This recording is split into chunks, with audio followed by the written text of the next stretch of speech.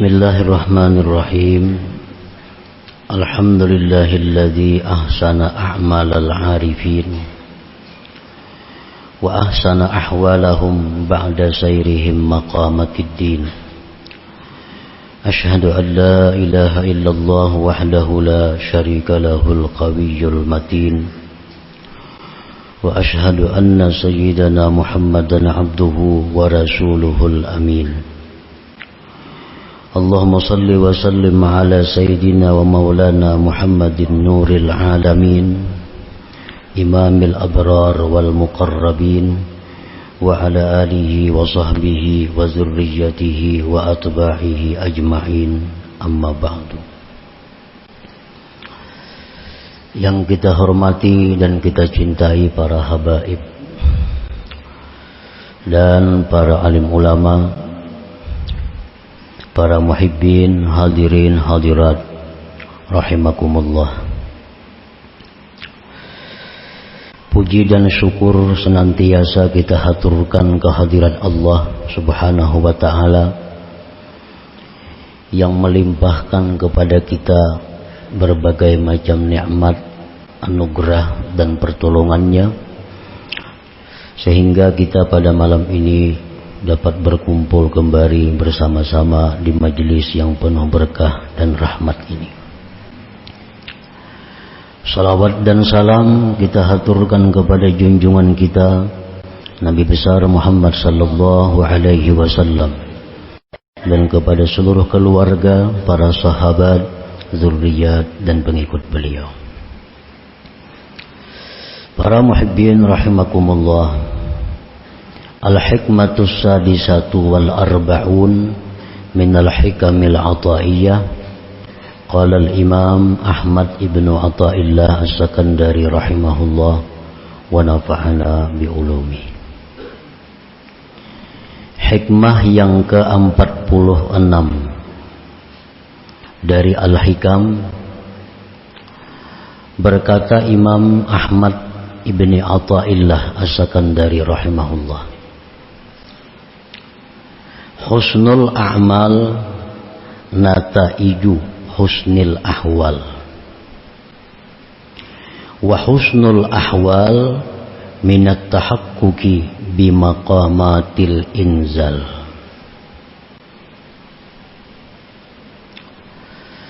Yang artinya bermula baiknya amalan-amalan merupakan buah daripada baiknya keadaan-keadaan, dan baiknya keadaan-keadaan itu bagian daripada kenyataan dengan menempati makam-makam agama.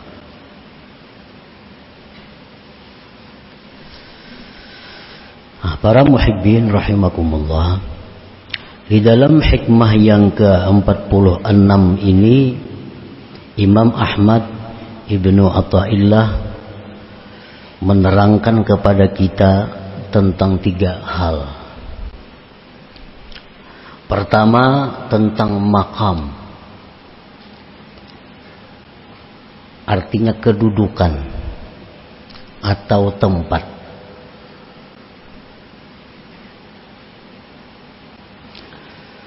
Kedudukan itu membuahkan ahwal, keadaan yang baik. Keadaan yang baik itu membuahkan amal yang baik. Jadi ada 3 hal. 1 amal, yang kedua hal, yang ketiga maqam.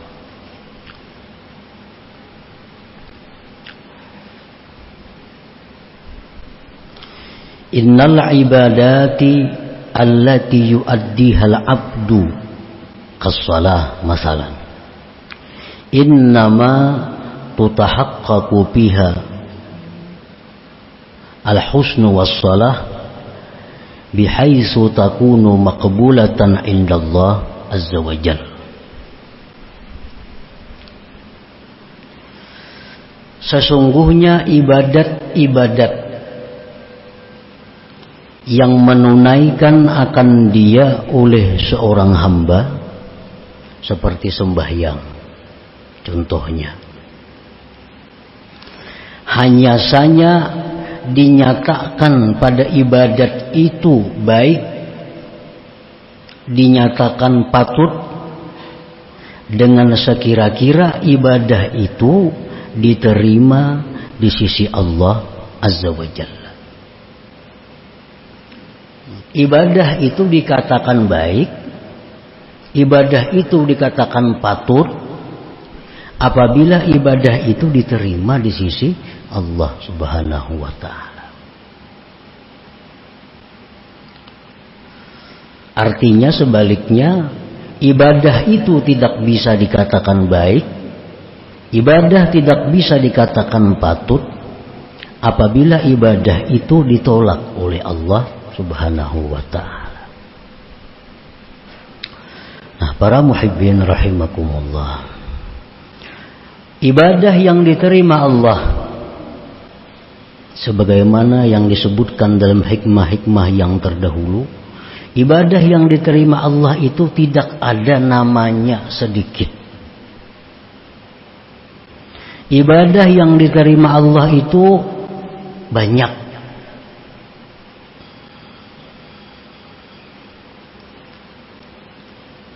Misalnya 2 rakaat sembahyang, tapi diterima oleh Allah. Maka 2 rakaat itu jangan dikatakan sedikit.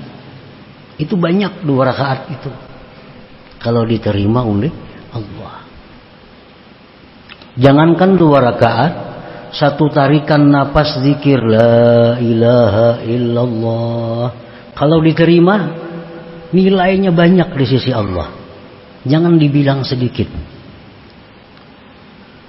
Nah, tetapi kalau ibadah itu ditolak oleh Allah, itu kada bisa dikatakan banyak, walaupun banyak. Orang sembahyang 1000 rakaat tapi ditolak oleh Allah, kada kawa dipadahkan banyak itu. Imam Ali karramallahu wajhah berkata, ujar Sidin, jangan kamu mementingkan banyaknya ibadah, tapi hendaknya kamu mementingkan diterimanya ibadah itu. Karena ibadah yang diterima itu tidak sedikit. Artinya ibadah yang diterima itu nilainya besar, nilainya banyak. Nah, jadi jangan kita berusaha untuk memperbanyak ibadah terlebih dahulu. Jangan.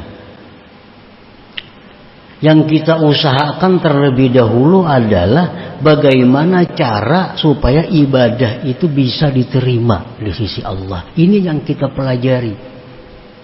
Ini yang kita usahakan. Kayak apa caranya supaya ibadah itu diterima. Nah, jangan berpikir supaya ibadah itu kawa banyak. Kayak apa yuk ibadah itu supaya tahan semalaman berzikir. Kada usah berpikir itu. Kayak apa yuk sembahyang itu supaya kawa 1000 rakaat semalaman. Kada usah berpikir itu. Nang dipikirkan dahulu kayak apa cara supaya ibadah itu diterima walau 2 rakaat. Nah, itu yang kita cari terlebih dahulu. Kalau sudah ini ibadah diterima oleh Allah, nah hanya berusaha memperbanyak. Ayo aja lagi 1000 rakaat kah, tapi asal diterima oleh Allah Subhanahu wa Ta'ala. Jadi ilmu yang kita cari, ilmu yang kita tuntut, pekerjaan yang kita kerjakan, usaha yang kita usahakan supaya amal ini diterima dahulu oleh Allah. Itu yang kita urus diri kita nih, kayak apa cara. Hanya saja dinyatakan pada ibadat itu baik dan patut sekira-kira ibadat itu diterima di sisi Allah Azza wa Jalla. Orang yang sembahyang, ujar Nabi kita nih, 2 rakaat sunat subuh, 2 rakaat saja. Ada sampai 5 menit 2 rakaat itu.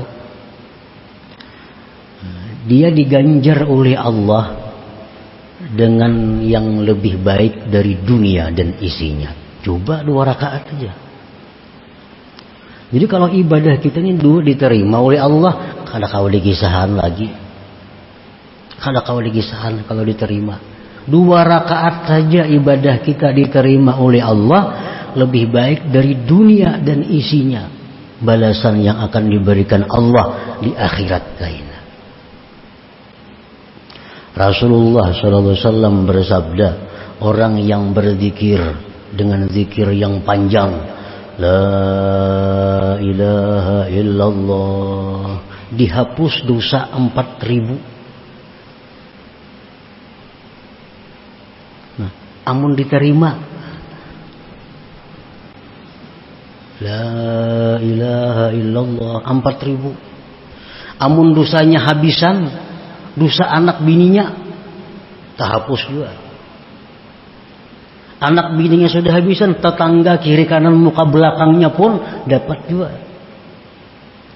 1 kali la ilaha illallah.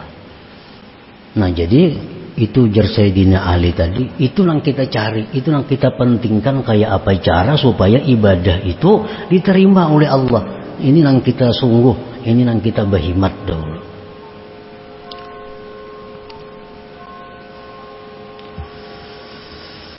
Wadzalika bitawakkuril ikhlas wa huduril qalbi wassafa minal ujubi warriya wa ghairiha minal afat.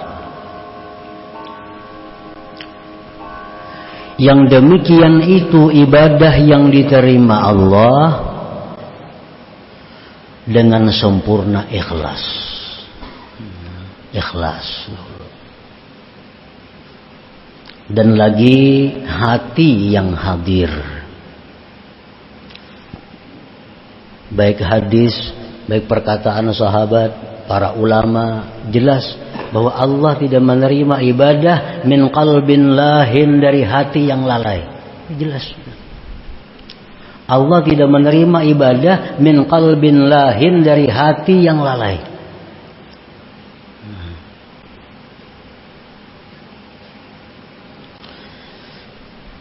Ibadah yang diterima itu dengan sempurna ikhlas, hadir hati, bersih dari ujub dan riya, dan yang lainnya dari penyakit-penyakit. Nah itu.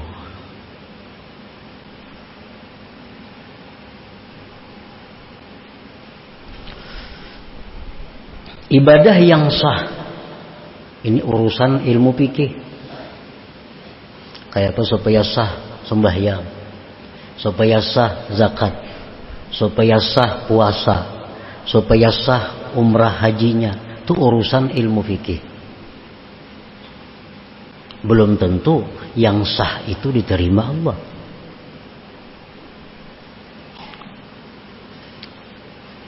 Apabila ibadah itu diterima Allah, itu sudah pasti sah. Sudah pasti sah.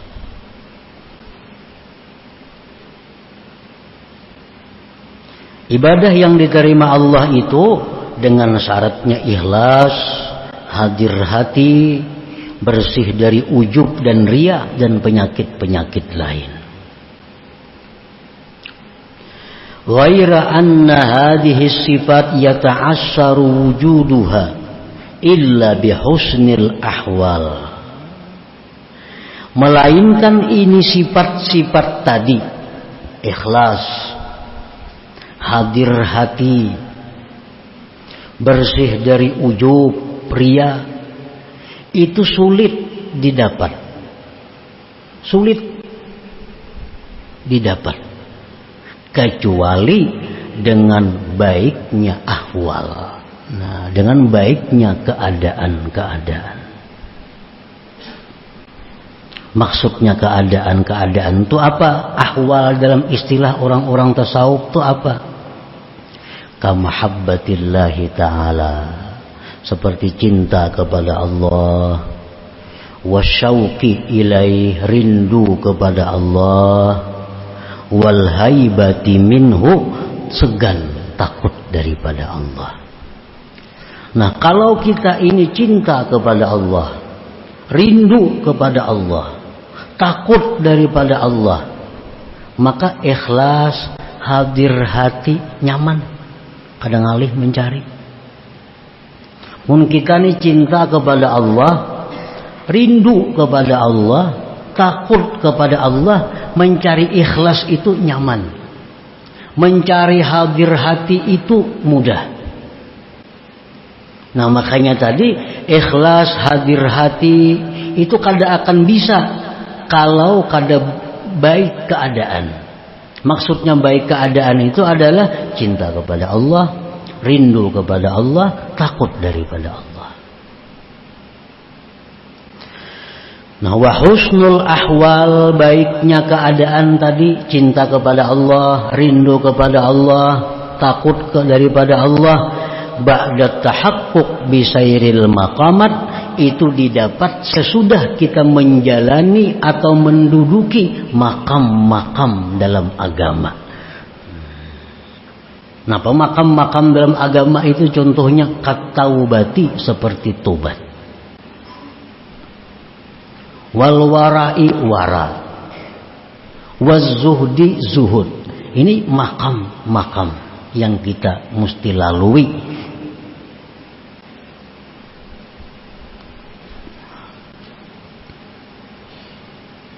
Jadi kita kada kawa cinta kepada Allah, kada kawa rindu kepada Allah, kada kawa takut lawan Allah kalau kita kada melalui makam-makam tobat dulu, wara, zuhud, dan lain sebagainya. Faman tahaqqaqa bi maqamit taubah razaqahullah al-hal mahabbatallah ta'ala. Orang yang sudah benar-benar mantap duduknya di makam tobat, inyani tobat bujur-bujur tobat. Orang ini sudah bujur-bujur mantap tobatnya, tobat dari hal-hal dirinya, tobat daripada hal-hal yang bersangkutan dengan harta bendanya, tobat. Allah berikan dia hal keadaan yang namanya cinta kepada Allah. Kalau kita nih tobat, bujur-bujur tobat, kita diberi Allah keadaan. Keadaannya itu ngarannya cinta kepada Allah. Cinta kepada Allah. Artinya kita kada akan bisa cinta kepada Allah kalau kita belum tobat. Kada akan bisa cinta kepada Allah kalau belum tobat. Karena cinta kepada Allah itu merupakan buah daripada orang yang duduk benar-benar di makamnya tobat tadi.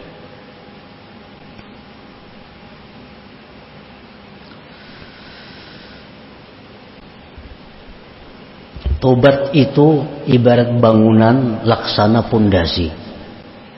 Man la taubata lahu la bina alahu. Orang yang tidak tobat tidak ada bangunan baginya. Orang yang kada tobat itu kada kau maulah bangunan. Kada kau maulah karena kada ada pondasinya. Dan tobat ini adalah kunci hidayah Allah. Selama kita masih bergelar orang fasik, Allah kada mau memberi hidayah kepada kita. Selama kita masih bergelar orang zalim, Allah kadang memberi petunjuk kepada kita. Nah, untuk dapat hidayah Allah, tobat itu kuncinya. Dalam Al-Quran disebutkan, wallahu la yahdil qaumaz zalimin. Allah tidak memberi petunjuk kepada orang-orang zalim. Orang-orang zalim ini kada diberi Allah petunjuk untuk berbuat kebaikan yang bisa diterima oleh Allah. Nah, artinya kalau orang zalim ini berbuat kebaikan juga, itu bukan petunjuk Allah. Itu dari dorongan nafsunya sendiri atau dorongan syaitan. Misal orang zalim ini hendak berbuat sedekah, orang zalim ini hendak sembahyang, ini hendak puasa, itu bukan hidayah dari Allah. Bukan hidayah dari Allah. Karena Allah sudah menyatakan wallahu la yahdil qaumaz zalimin, Allah tidak memberi petunjuk kepada orang zalim. Wallahu la yahdil qaumal fasiqin, Allah tidak memberi petunjuk kepada orang-orang yang fasik.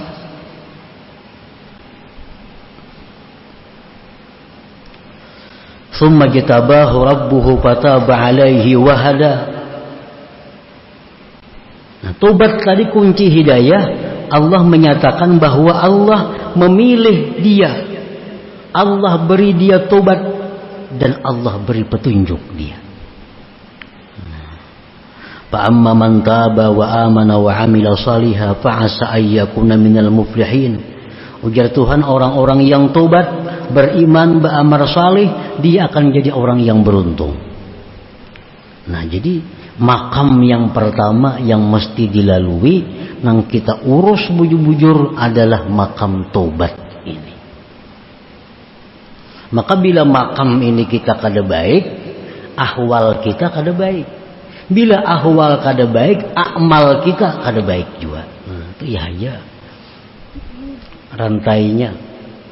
Jadi amal ibadah sembahyang yang bagus, yang diterima Allah itu timbul dari ahwal yang bagus.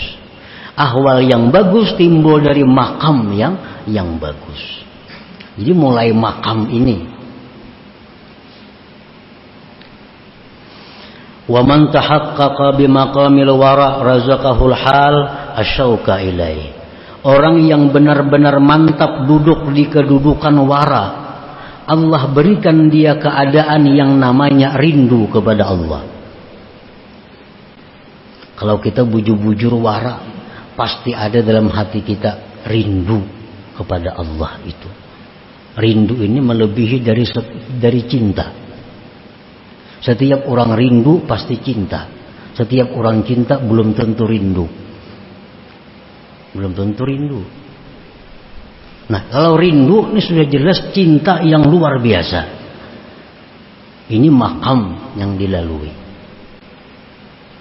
Wa man tahaqqaqa bimakami zuhdi razaqahullah al-haibata minhu. Orang yang bujur-bujur duduk di tempatnya zuhud, Allah beri dia keadaan yang namanya takut daripada Allah. Al-maqamatu makasibu wal ahwal mawahibu minallahi ta'ala. Makam-makam ini adalah usaha dari kita. Sedangkan ahwal itu adalah hadiah dari Allah. Kita berusaha tobat. Berusaha tobat. Lalu kita bujur-bujur tobat. Allah berikan kita hal ngarannya cinta kepada Allah. Kita bujur-bujur wara, dia beri Allah kita hadiah hal ngarannya rindu kepada Allah. Kita bujur-bujur zuhud, kita diberi Allah hal ngarannya takut daripada Allah. Nah, para muhibbin rahimakumullah,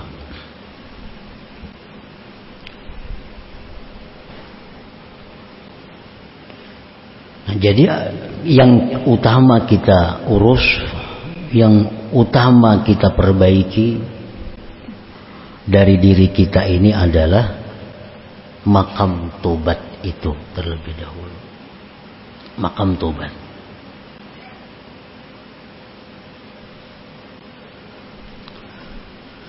Kita periksa satu persatu anggota tubuh kita, dari mata, telinga, hidung, mulut, tangan, kaki, perut, kemaluan dan lainnya. Nah, kita kontrol itu. Kalau itu ada membuat pelanggaran-pelanggaran hukum Allah, kita minta ampun kepada Allah. Allah mengampuni. Allah mengampuni. Kalau kita ada sifatnya zalim kepada orang, menggibah, memfitnah, mendakwa, kita minta halal kepada orang itu. Kita minta halal kepada orang itu. Kalau orang ini kadang memberi halal kepada kita, Allah akan mengambil satu kebijaksanaan yang menguntungkan kepada kita. Yang penting kita minta halal. Tobat dari urusan harta benda, kita kontrol harta benda kita. Mana yang didapat dari sumber halal, mana yang didapat dari sumber subhat, mana yang didapat dari sumber haram. Yang dari sumber haram kita kembalikan kepada pemiliknya. Yang dapat dari sumber subhat kita kembalikan kepada kepentingan kaum muslimin. Yang halal itu yang kita tinggal. Nah, ini tobat dalam masalah harta. Bila sudah kita bujur-bujur melakukan itu, otomatis sudah hati kita ini akan cinta kepada Allah. Akan cinta kepada Allah. Nah, bila kita cinta kepada Allah, ibadah kita itu nyaman ikhlasnya, nyaman hadir hatinya. Maka bila ibadah ini ikhlas, hadir hati, itu tanda-tanda ibadah yang diterima oleh Allah Subhanahu wa ta'ala. Apalagi orang ini sudah wara. Nah, kalau wara ini bujur-bujur sudah inya wara, diberi Allah kerinduan kepada Allah. Mana cinta, mana rindu, maka ibadahnya akan semakin nyaman, ibadahnya akan semakin khusyuk, ibadahnya akan semakin baik. Ditambah pulang zuhud, diberi Allah pulang takut daripada Allah, ibadahnya makin hebat lagi. Jadi kalau kita hendak memperbaiki amal, kada bisa, kada kawa, kalau kada ahwal nang kita dapat dahulu. Ahwal ini kada bisa dapat kalau kada kita bujur-bujur menempati makam ini dahulu. Nah, tobat bujur-bujur kepada Allah, dapat cinta.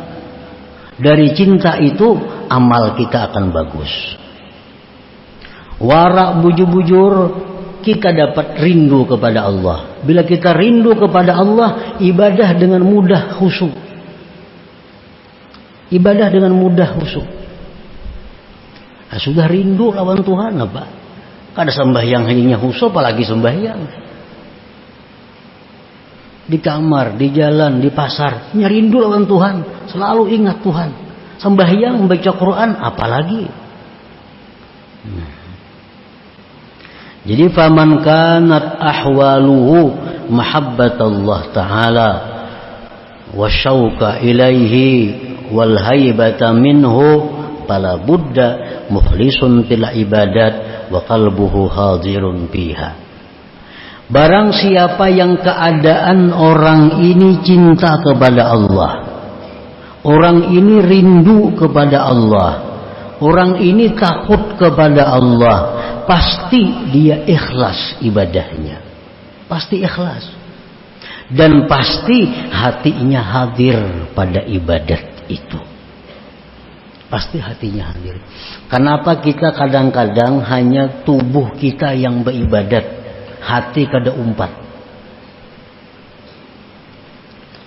Tubuh sembahyang, tapi hati kada umpat sembahyang, makanya Allah kada menerima itu. Tubuh mulut baca Quran, tapi hati kadang baca Quran. Mulut berzikir, tapi hati kada umpat berzikir. Kan itu kenyataan yang kita alami. Kada ingat kunci sembahyang, timbul ingat. Mana kamu anda kunci? Allahu Akbar, saku di bawah lemari andaknya jadi hati nih. Jadi hati kita kada umpat sembahyang, hati kita kada umpat membaca Quran. Kenapa sebabnya? Satu sebabnya kita kada terlalu cinta kepada Allah.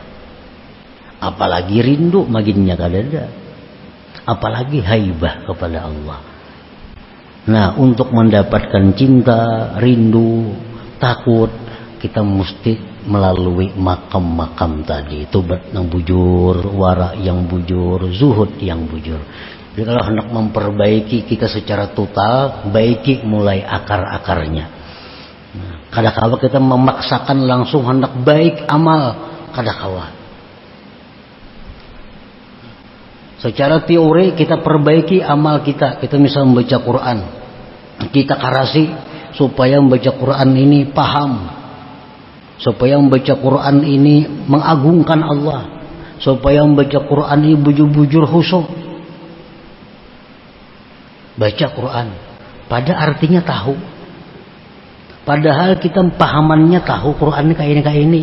Tapi waktu membaca hati kita kada ke sana, karena yang kita baikinya hanya kulitnya. Nah, kalau hendak membaiki secara total, baiki mulai makamnya, akan timbul ahwal yang baik, otomatis ibadah itu menjadi baik. Nah, ini yang dimaksud dengan hikmah ke-46 ini. Husnul a'mal nataiju husnil ahwal, wa husnul ahwal minat tahaqquq bimaqamatil inzal. Itu maksudnya. Nah, selanjutnya hikmah yang ke-47. Ila hadratin Nabi sallallahu alaihi wasallam al-Fatihah. A'udzubillahi minasyaitonir rajim. إياك نعبد وإياك نستعين اهدنا الصراط المستقيم صراط الذين أنعمت عليهم غير المغضوب عليهم. يا الله بها يا الله بها بحسن الخاتمة. الله بها الله بها الله بحسن الخاتمة. يا الله بها يا الله بها يا الله بحسن الخاتمة. فيا أيها الرجل منه شفاعة صلوا عليه وسلموا تسليما.